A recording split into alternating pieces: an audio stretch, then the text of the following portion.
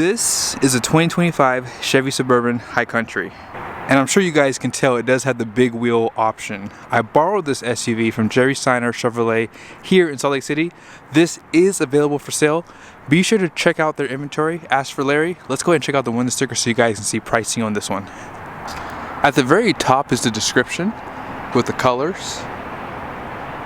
And then here's a short listing of the standard equipment. Be sure to pause to see more. Base price is going to come in at $84,200, and starting off the options is the High Country Deluxe package for $48,35. Has a lot of nice features in there. Also technology package for $24,95. And those wheels are standalone option for $22,25.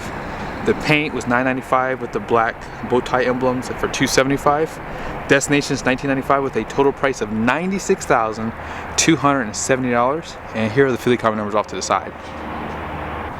Now, you guys know I like to complain sometimes, so here we go. Buckle up. On anything that's considered top of the line, it should have a sunroof standard. Just saying. But I understand why they did that, because sometimes people don't want that big hole in the roof.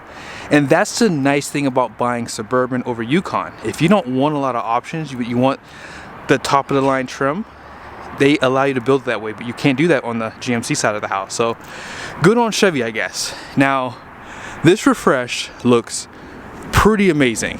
On the front end, they did restyle the headlights. They also have these animations that you can see right there. Full LED.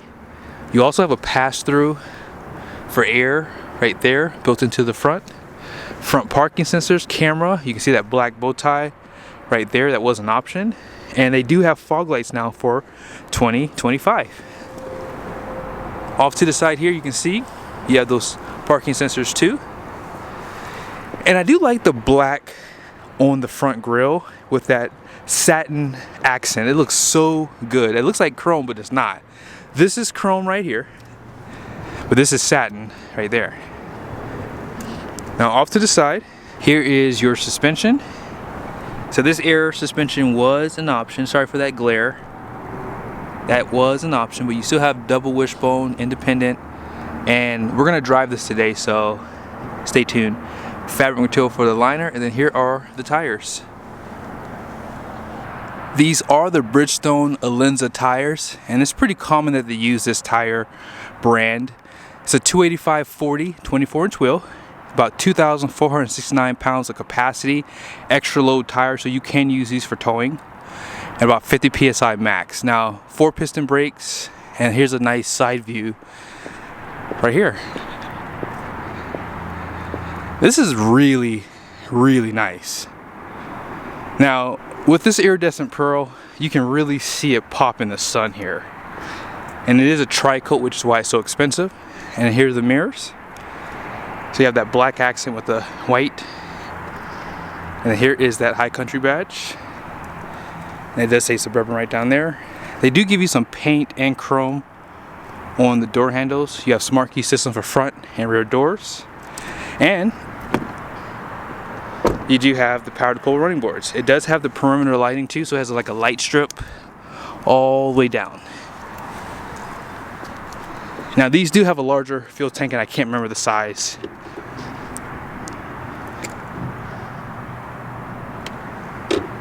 And you have air suspension on all 4 corners, more parking sensors on the side there. And they do give you the animations on the taillights too. You can pop that rear glass. They hide the hitch, they hide the windshield wiper, and they added this black accent right there. And then here's that key for this too. Let's go and pop this glass. I'm definitely glad they did not get rid of this option. This is one of my favorite things about this. And then you can pop it from here, but real quickly you have 2 cameras with a sprayer, one for your rear view mirror, one for backup.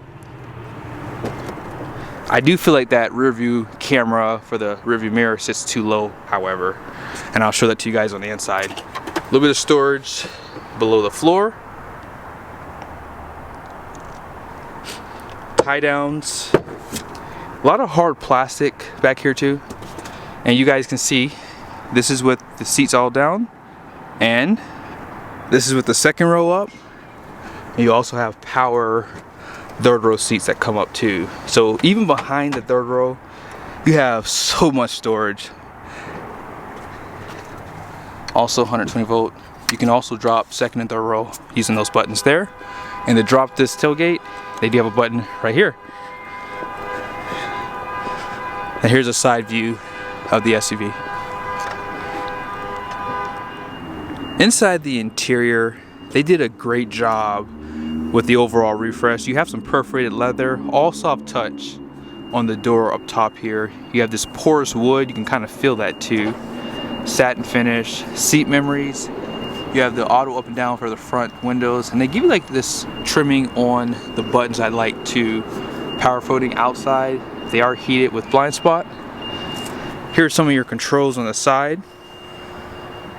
Power steering column, and they give you the 17.7-inch screen.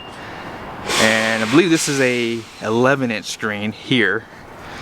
And then check out the seats too. These are really nice. Perforated leather, you have that brown accent. Decent bolstering. I would like to see a little bit wider cushioning on these two. Also, you have that High Country badge right there. Here's the passenger side.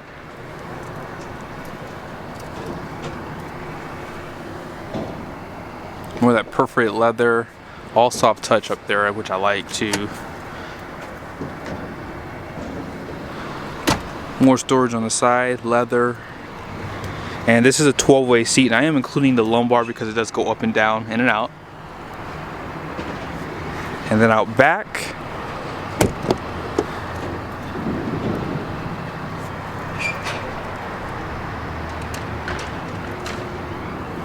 this one has these optional screens here. Outboard heated seats for the second row. You have HDMIs and USBs, 120 volt power plug right there. And this has the captain chairs, so you have that pass through. You can probably tell you do have one USB on both sides in the rear. And they still give you the perforated leather with the stitching. They do provide the air vents on the roof. Let's go ahead and take this for a quick drive. So here's the interior. I didn't show it to you guys. You do have a wireless charger down here. 2 USBs. Obviously this is going to have dual climate control. You have heated and ventilated seats, heated steering wheel buttons right there. I do like this cluster. It does allow you to show navigation on this side. So if you want your Apple CarPlay right here, you can have your music playing there and still have the map there. Heads-up displays right there. You guys can see this does have that camera for the rearview mirror. I did lift it up as high as it could go, but I think it sits too low for the camera. It should be a little bit higher up, just my personal opinion. And vanities have lighting. Let's go ahead and drive it. Here's selectors right there. If you put it in reverse, you have your 360 camera view. They also have side view if you want to see overhead. You have that as well too. And if you want to turn off your bird's eye or top down as they call it, you can do that by pushing that button. All right. So how is this SUV going to drive with these big wheels? That is the question. So let's go ahead and turn down the fans a little bit. So the back ones are not added on to the front. So you can go in here, go to the second row and sync. And then you can lock it too so that they can't use it. There you go. That's so much better. I want you guys to hear the road noise, all that good stuff. So we're gonna go over a train track here as long as there's no train coming. And you know what? I spoke too soon. There's a train coming. So we're not gonna go over. Actually, no, the train's actually about to cross. We're good. We're good. It just crossed over, so we're good. But I want to kind of get some speed over those train tracks, so I'll wait a little bit here. Yeah, these seats, that's the biggest complaint that people have with these, is that the seats are a little stiffer than what you probably would get inside of like a Toyota Sequoia or even a Jeep Wagoneer. The seats are going to be a little bit stiffer compared to those SUVs. But for me, I like a stiffer mattress. So these stiffer seats are fine. Oh yeah, there is no complaints with this. This having the air suspension, you don't really have any issues with these larger wheels. Like even hitting a bump in the road just now, it just kind of gallops over it in a sense because of the air suspension. Now if you don't get air suspension with these 24s, that could change the whole dynamic of how this feels on the road for sure.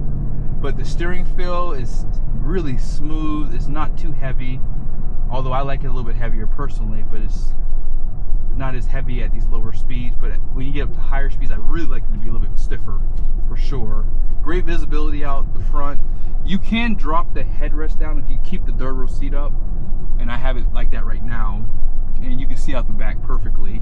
But having this rear view mirror camera, that makes life a lot easier too. Now if you look right here, you can slide this back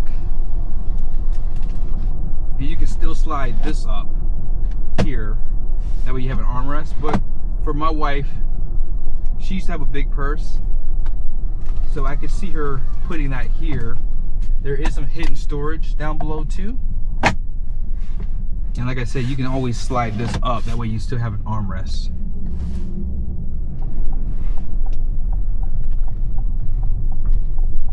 The 6.2 liter, it has decent power. Does it feel sluggish? No. It has enough power. 420 horsepower, 460 pound-feet of torque. All that power goes to a 10-speed transmission. Now, if you don't use premium fuel, you don't get 420 horsepower, 460 pound-feet of torque. Just keep that in mind. But you know, having the larger wheels, you don't notice a difference in how it accelerates. It still feels pretty nimble. And I'm not even all the way down. I'm only like 30-40% down. If you wide open throttle, it screams. And it will 100% get you up to 90 miles an hour with no problem. The steering feel, this does feel like a big SUV, but having the air suspension, I think that it saves this from feeling sloppy. So I'll have to drive one of these back to back with air suspension, then without it. Maybe I'll do that in the future. I'm not going to make any promises. This does have lane keep assist, so when you want to get over into another lane, you got to use your signals. If you don't like to use your signals, it's going to fight you. It's going to like, no, you can't do that.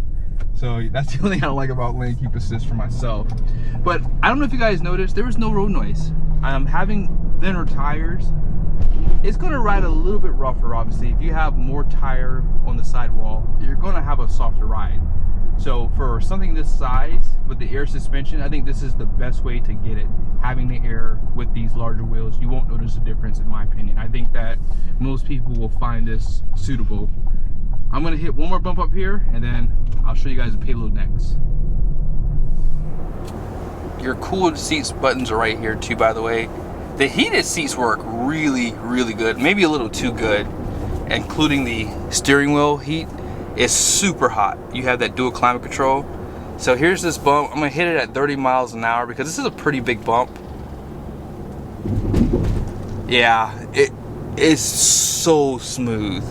Shockingly smooth with these big wheels. Shockingly. Before I show you guys the numbers, I figured I'll show you guys some of the buttons up here on the top,